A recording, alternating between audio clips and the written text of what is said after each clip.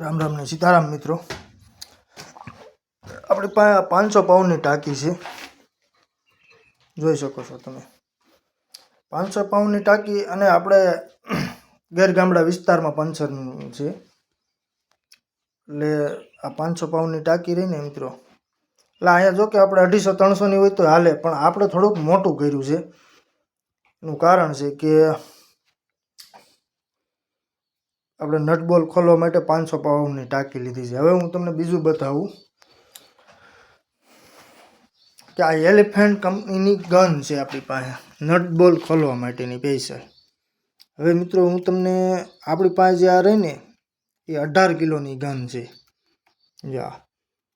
હવે એટલે તમારે જે કોઈ પંચરની શોપ ચલાવતા હોય મિત્રો એને ખાસ આ વિડીયો અને શેર કરજો અને એને ખબર પડે કે આ છે ને 1 નંબર 2 નંબર તમારે લારીનું ટાયર હોય ને, લારીનું ટાયર એટલે 1.5 થી 2 નંબરમાં ટાઈટ કરવાનું।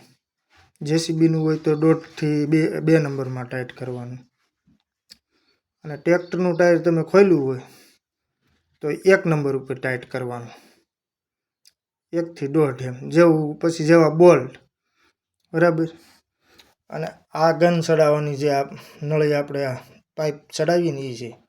પછી મિત્રો આ જે બોલ રહ્યો ને આ બોલમાં 15 થી 20 દિવસે તમારે આમાં ઓઇલ નાખી ભરી દેવાનું।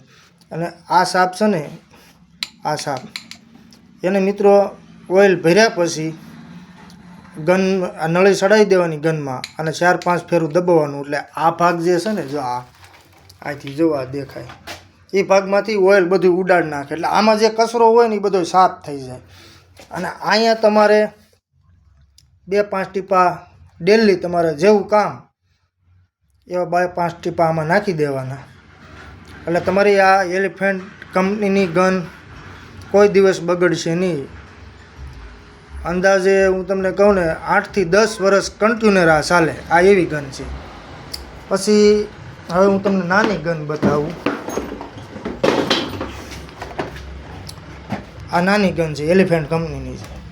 આમાં તમારે છે ને મિત્રો, આમાંય તમારે 4 વ્હીલ 2 વ્હીલમાં જેવા 3 નંબર સુધી આવે ટાઈટ કરવાનું, એટલે જેમ સેમ ટુ સેમ બોલી મોટી ગનમાં સમજાયું એ રીતનું જ આમાં આવે 2 વ્હીલ 4 વ્હીલમાં બરાબર।